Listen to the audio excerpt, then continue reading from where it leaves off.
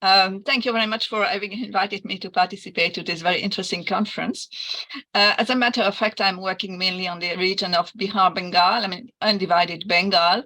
And what I want to show today is a topic, in fact, on which I've been working already a long time ago, which is how some Hindu deities, major Hindu deities, were in fact assimilated within the armies of Mara. So I will make a very, very, very short preliminary where I will present the army of Mara and I will present the gods within a Buddhist context. Because what happens from the 9th to the 12th century is not new. It has a very long background. So Mara and his army, this image was not shown but mentioned this morning. This is on the Bharat Vedika. And so it's a very early example where you have here Mara and you have here some monstrous face, which depicts his army. In fact, I don't come now on what is the psychological or philosophical aspect of this Mara and what he is. Someone explained this morning very well that it's not real, everything is happening within the Buddha himself.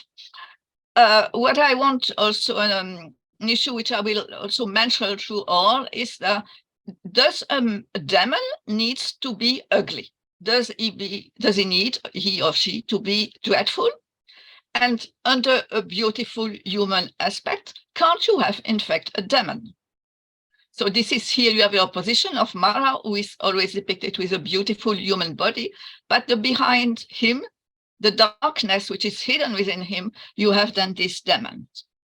One of the clear depiction of this ambivalence appears on the northern Torana of Sanchi, also mentioned this morning, and on the second bark. What you have here is a depiction of the Bodhi asana. You have here the tree where the Buddha is supposed to be seated.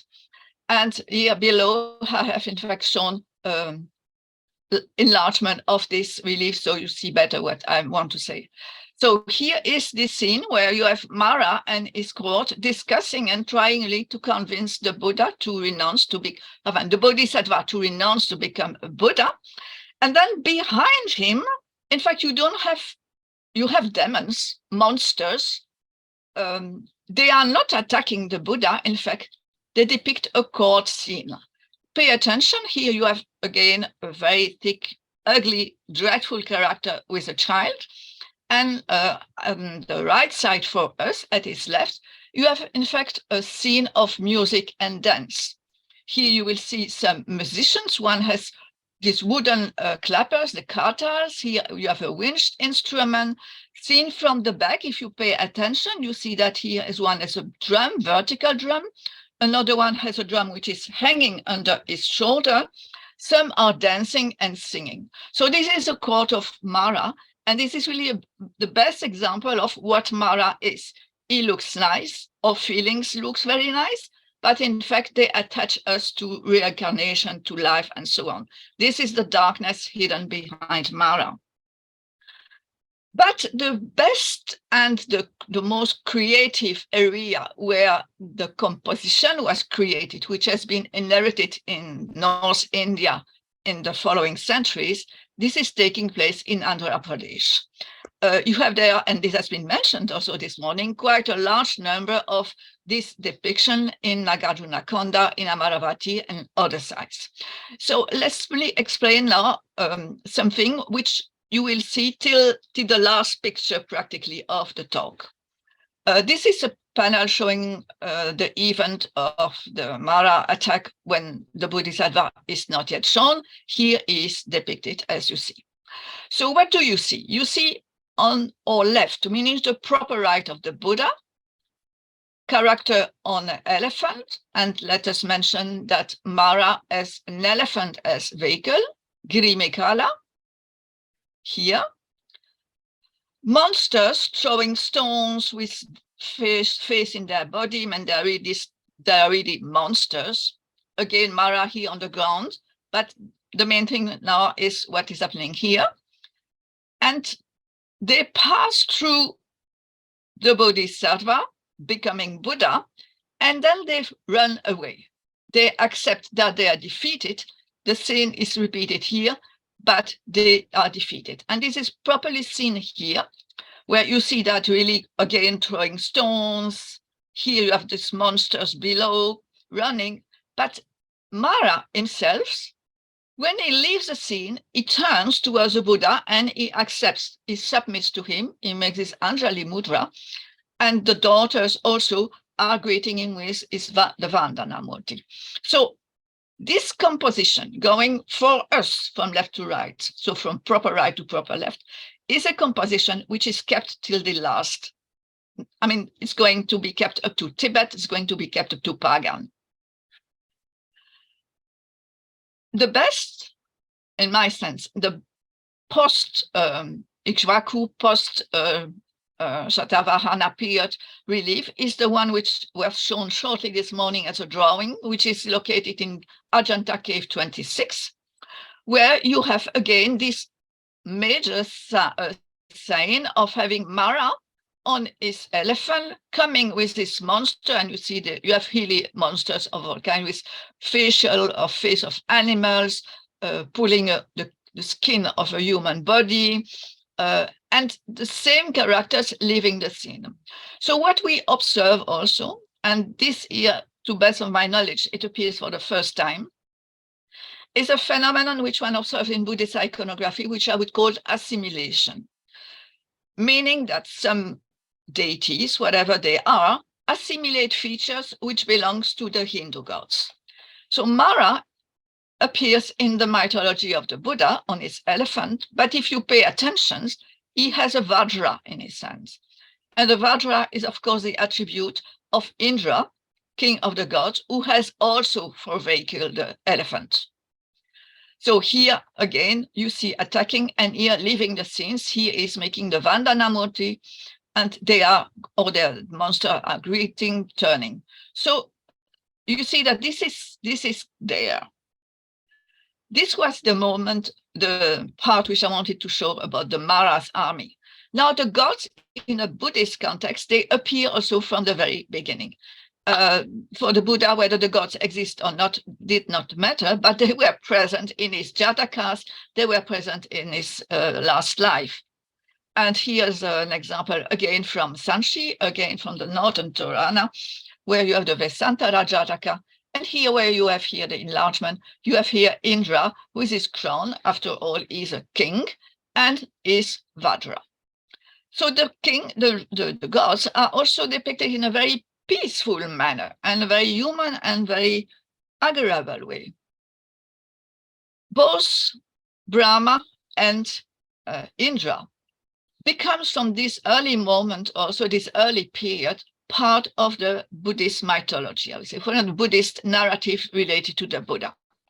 You have here two reliefs from Swat Valley, which shows the Buddha meditating, whether he would or not give his teaching, further his teaching. He's on the way to Sarnath, and both gods convinced him to go further and to teach the human of what he knows now. So you recognize here, you have in both cases, Indra with his fully dressed and a turban on his head. And on the other side, you have Brahma. Brahma is seen as an ascetic in this context. Brahma and Indra are just companion and attendant to the Buddha. They are much smaller in size than he, as you can see. He's facing us, he's the main image. They are just there as attendant. They appear at different moments of his life, as I said, and they appear at the very moment of his birth, where Indra comes with a garment, and he presents a garment on which the child will be received at his birth. Behind him, again, you have Brahma as an ascetic. So this is the basic thing which you have, and then we go now to Bihar. We are here facing two reliefs coming from the Nalanda area, 9th century, depicting the birth of the Buddha, like the one we just seen. And what do you see here? Well, you see here Indra with these garments in his hand, welcoming the child. And behind Maya, you have here Brahma. Here you recognize the iconography. This is really the classical Hindu iconography of both deities. These three, I mean, one sees only three faces, pot-bellied, Jata, Kamandalu, here Chamara. Now, at the same moment, 9th century already, something is taking place in the context of Bihar and in context of Nalanda region, is that it's not only Indra and Brahma who are there at the birth, but it's also Vishnu. So more gods somehow enter the field of the Buddhist narrative, but they are still very peacefully depicted. Both, again, Brahma and Indra held a major position as attendant of the Buddha when he came down from the Mount Meru, from the world of the 33,000 gods, where he spent 3 months teaching the Dharma to his mother and the gods. And let's mention that at that moment, he sat on the throne of Indra. So he was himself the ruler of the gods. Coming down from heaven of 33 gods, one of them, he is Brahma, he is Indra, has to hold the umbrella above him. So this is, I mean, really in the tradition from what you see from Gandhara up to now. But something also is taking place in the 9th and 10th century. You are here in Jagdishpur. Jagdishpur is a small place located southwest from Nalanda, where a very tall, 3.70 meters in 8 images has been preserved, showing the Buddha at the center of other events showing his life. So this fragment, this part here, is what we have here, and it is in fact the very same iconography like this one. So what do we see here? You have Indra holding the umbrella, you have here Brahma, and you have here in the back, recognized to his chakra and Gada, Vishnu. Above, you have here Shiva. I'll show you the next slide, a better photo. You see still the Kapala and the Trishula, so it's definitely Shiva. Here in the shadow, you have Surya.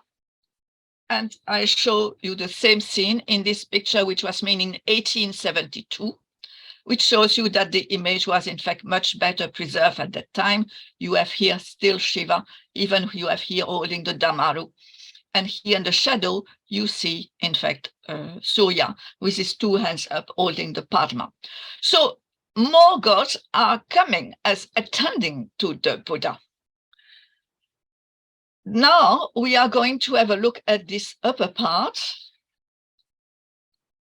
which depicts Mara's attack. So what do we see? Well, like we saw in Ajanta, you have here the elephant with Mara, and he is holding the Vajra, as he had already in Ajanta 26. And here, leaving the scene and greeting the Buddha. He doesn't hold anymore the Vajra in a threatening gesture, but holds it, in fact, in his left hand. You see how you see all kinds of demons here throwing fire, here with an elephant head, here throwing somehow like his skin from himself, some armor there. But what is interesting is this part of the gods, of the demons aggressing the Buddha, is this one here on his buffalo, is on a bull, sorry, oh God, I hope he forgives me. On the bull, it's of course Shiva. At the very same level on the other side, you have the 2 other deities of the Trimurti. You have here Brahma and you have here Vishnu, both greeting very peacefully the Buddha. So you see here, for the very first time, in fact, these gods integrated in Mara's army.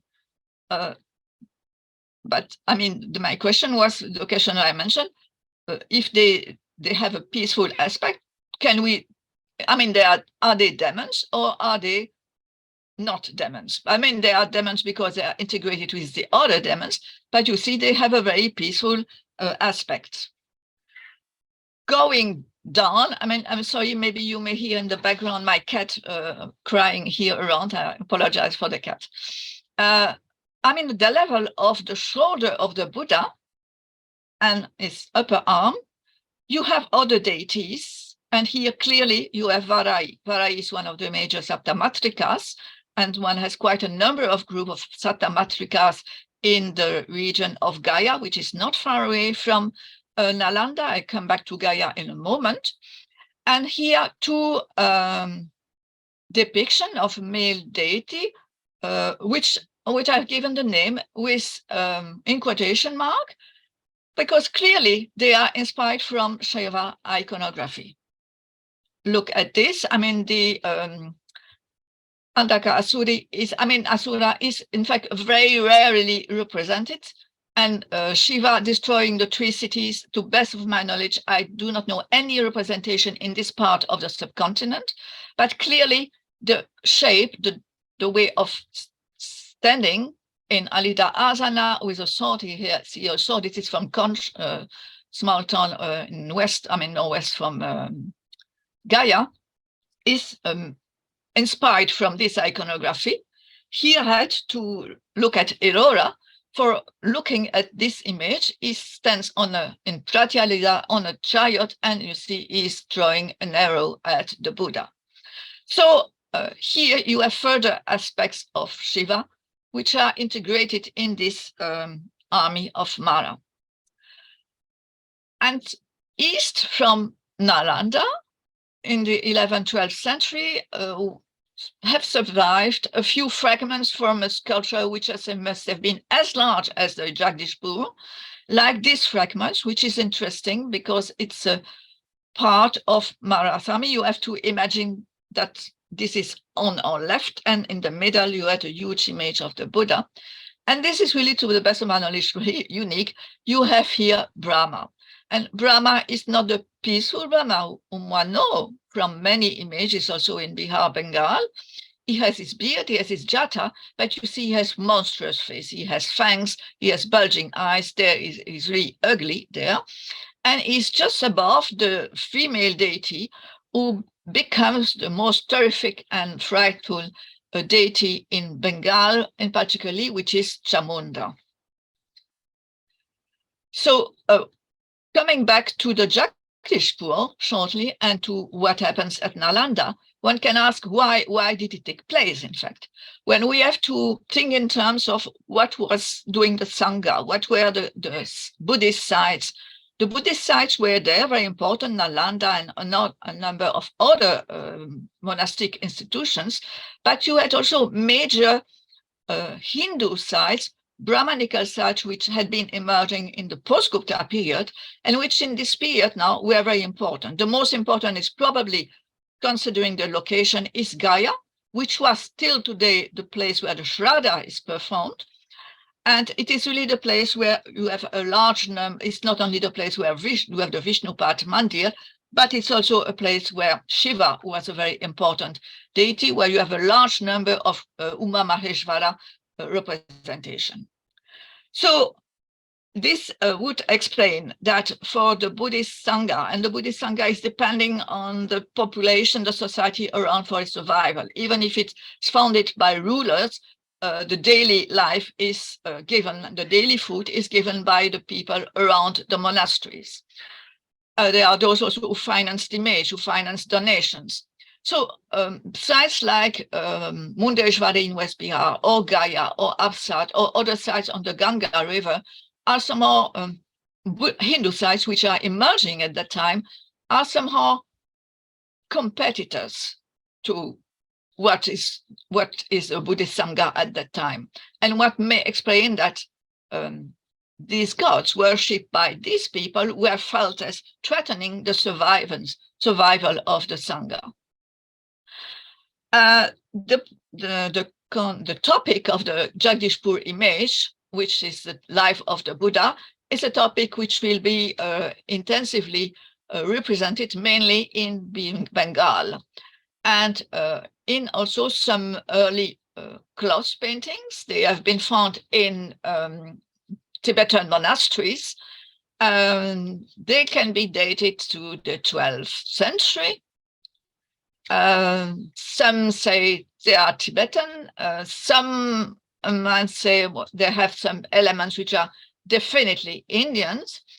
But the army of Mara holds in this setup of the iconography of the life a very important place, which with deities, monsters.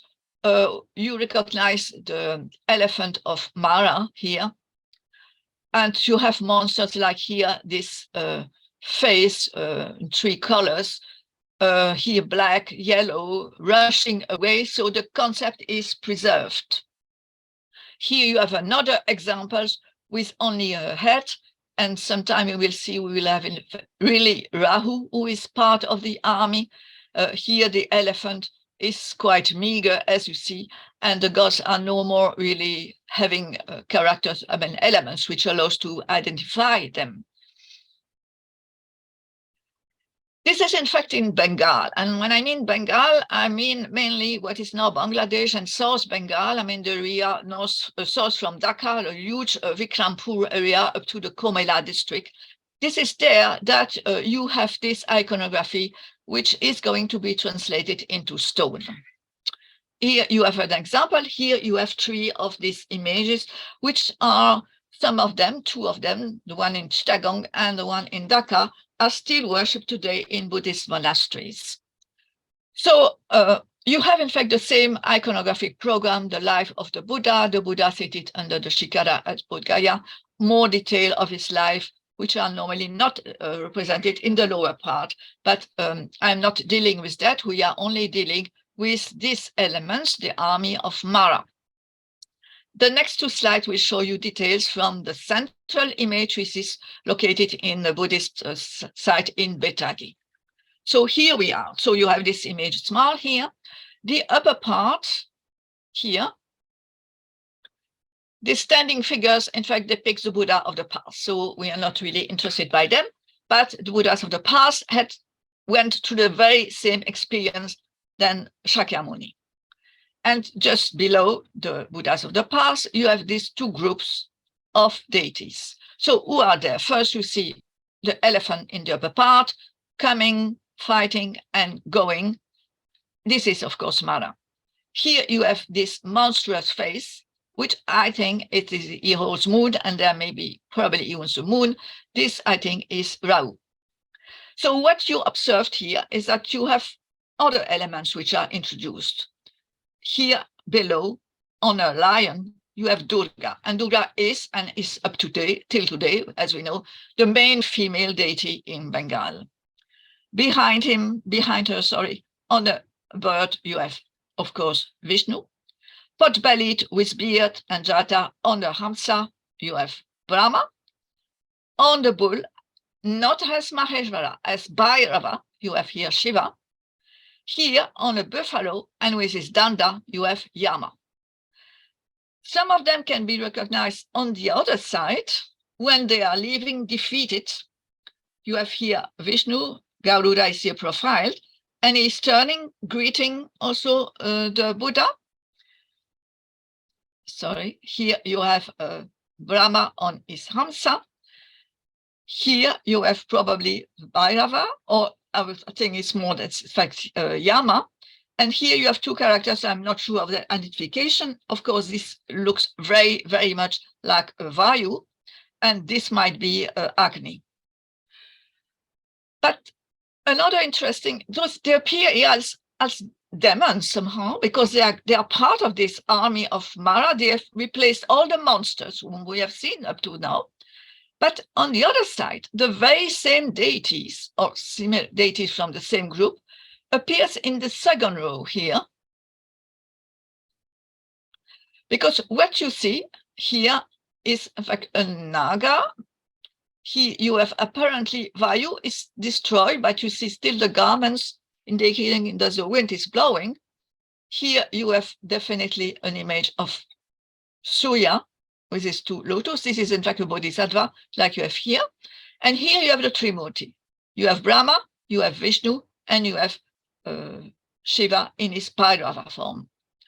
So there again, the gods are, in fact, peacefully observing from heaven what is taking place, but at the same time, you find them in the army of Mara. So I have made already this sketch, which clearly Morse, this is a row where they appear very peacefully, and this is the group where they appear as Mara's soldiers.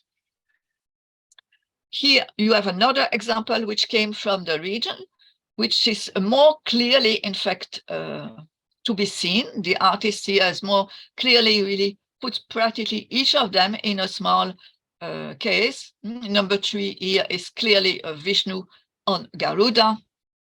Here you have clearly, this is this one here, you have really Brahma.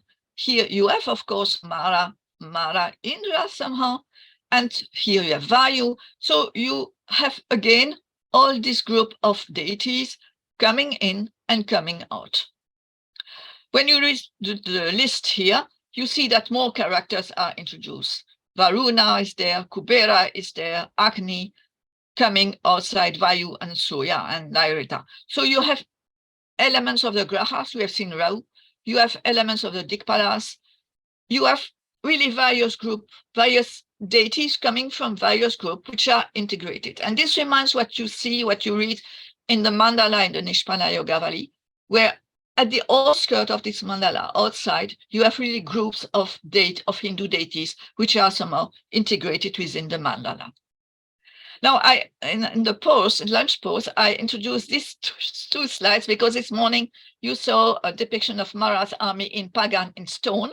And in fact, the Mara's army is depicted at least 10 or 15 times in the murals in the 12th, 13th century in Pagan.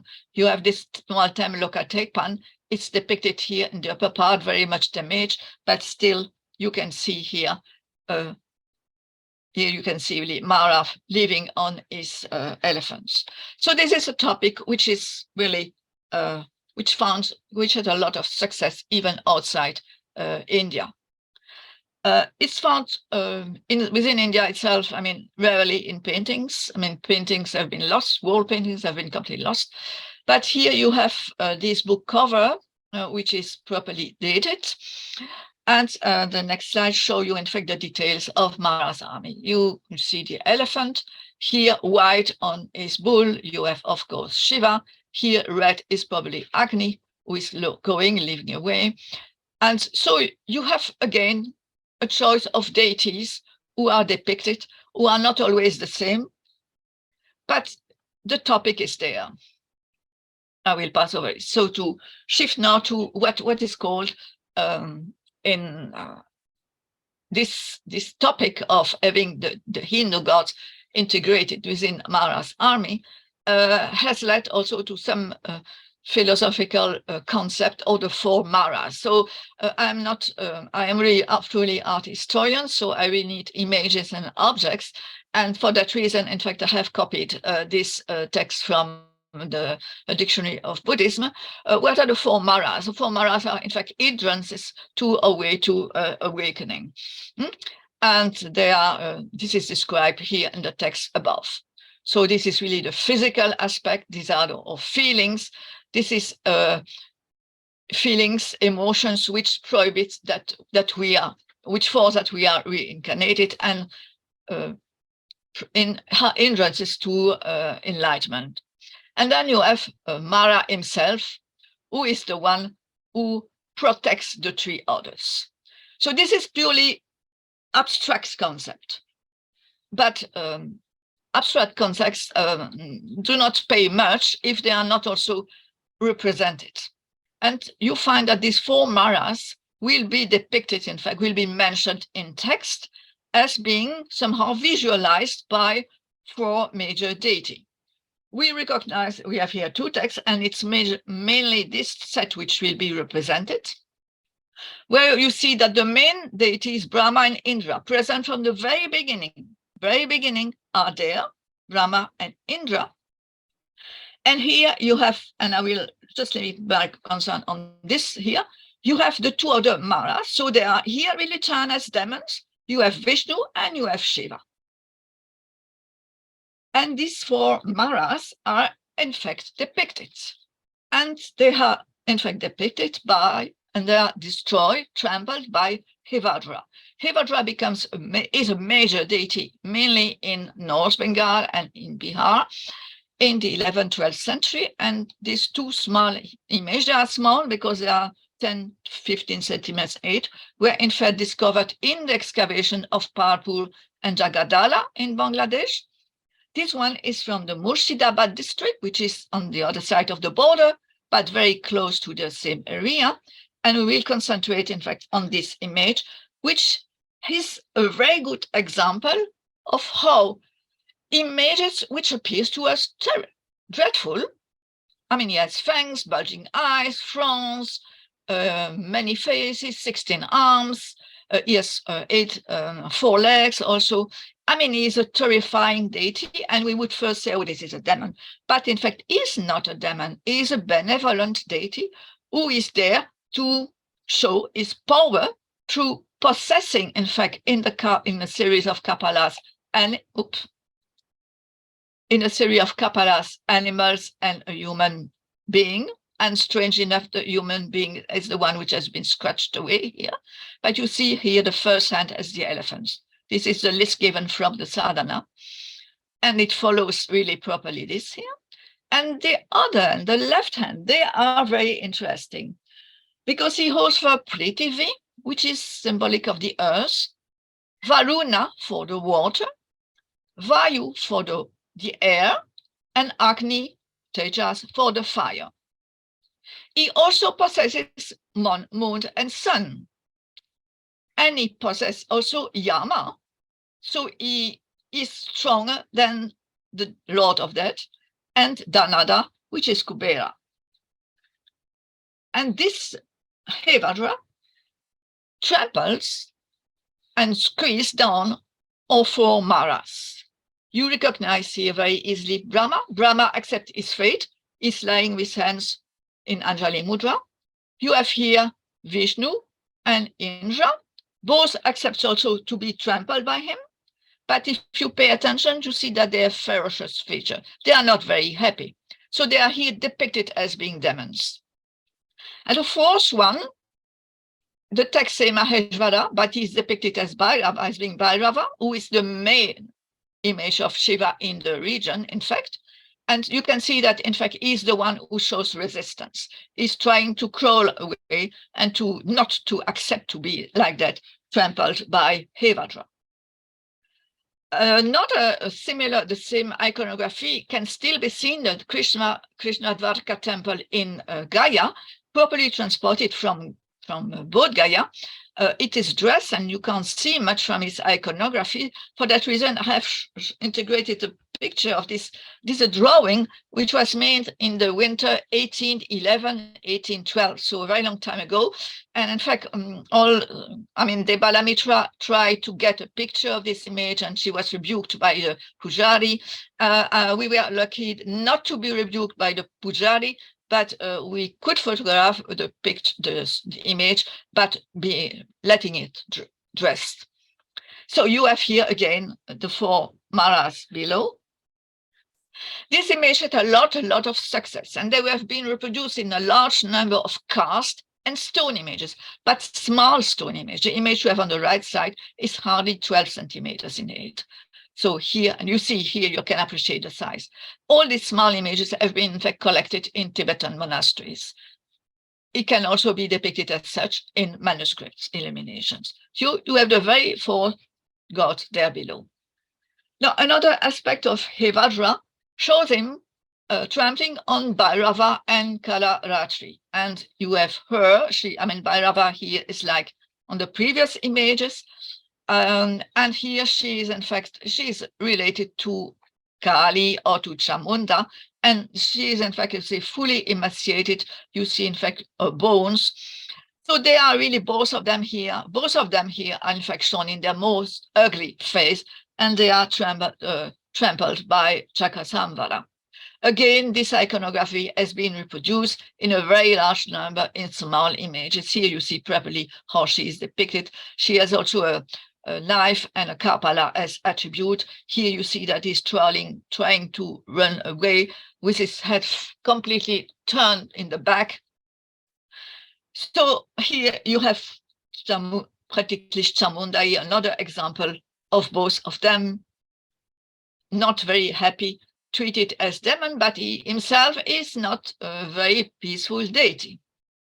Now, most interesting aspect of this assimilation of, transformation of a Hindu deity in demon and being tamed by deities who have a monstrous aspect from our point of view, is the story of Traloka Vijaya. Well, the name, of course, Traloka Vijaya, is really like a mirror to the concept of Shiva destroying the three cities, or of Vishnu as Trivikrama.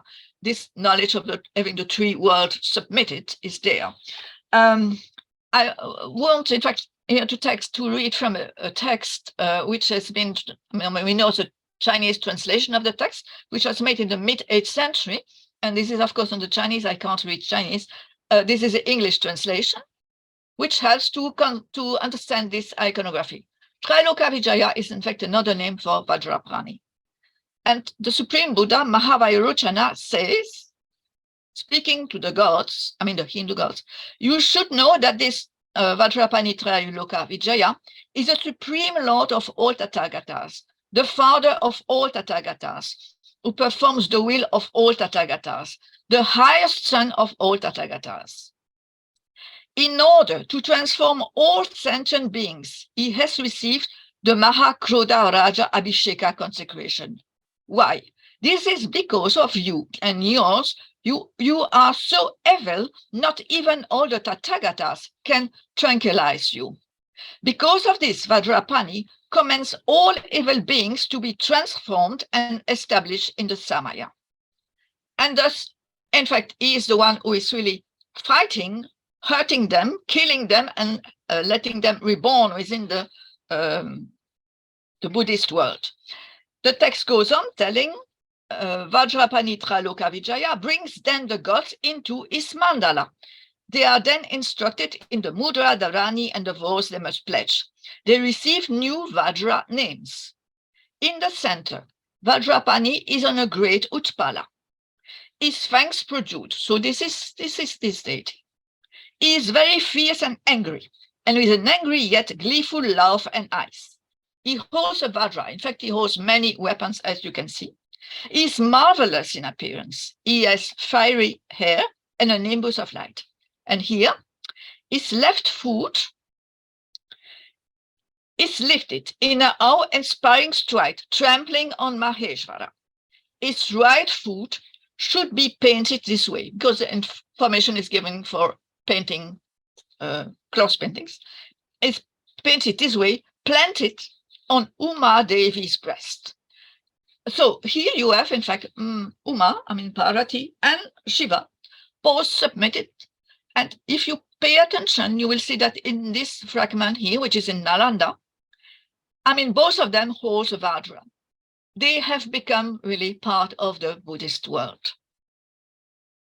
Such images were also cast or carved in small dimension, again, still in Nalanda. Nalanda seems to have been really the main center where this is taken place. Here you have the light around, he has only two arms, and you have here these two deities. So I will conclude this paper with the third aspect of this taming of the gods. You have here the goddess Aparajita. Aparajita is a female deity. She appears with Bhudevi at the moment of the enlightenment, and she tramples on a demon. She appears already in Ajanta 26. The Buddha is representing Bhudevi and Aparajita. She is in fact snapping or whistling, but the iconography which you have here comes from Ellora. You have here detailed from these two panels. You have Bhudevi, Aparajita, who is in fact trampling on a demon. Human forms make completely distorted demons. And here you have one of the earliest, if not the earliest example of the Aparajita trampling on the demons. But what happens very quickly? These demons disappear completely from our iconography, and the sadhanas say that Aparajita tramples on Ganapati. So why Ganapati? Because, then let me conclude particularly. So the fact is that in the sadhanamala, Aparajita has to destroy all obstacles. And so the fact is that Ganesha, Ganapati, who is himself within the grammatical context, the god who helps to overcome obstacles, he becomes somehow in this, he's completely transformed as becoming the supreme obstacle who needs to be destroyed by Aparajita. So here you have a god who is in fact peaceful and generous normally, but he's transformed on as a demons. And you have another example kept from Kukuya, kept in the Indian Museum, where you have the two deities, Bhudevi and Aparajita, trampling on Ganesha, which he destroys really. And this will be the last slide of the talk. On a tanka, which cross-painting which I have shown already, you have her here trampling on Ganesha. And then you have, in fact, the supreme, I would say, the best representation of what is Mara Yama. Let me read again from a late text. At the time when the teacher was demonstrating on the Vajrasana, the taming of Mara at dusk, for the purpose of taming Mara and Yama. And this morning, if I remember, the question was asked, are they similar? Is it one person or two? But here in the text, they say really Mara and Yama. He, the Buddha, caused Yamantaka, so the end of Yama, and is written new to manifest. And in fact, he's here killing, I mean, he's also said to stand on a mountain. You have here the mountain. And you have here a real demon monsters.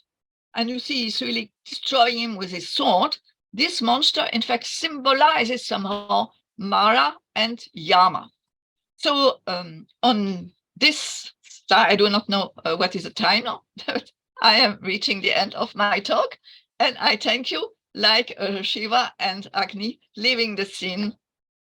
And thank you very much for your attention.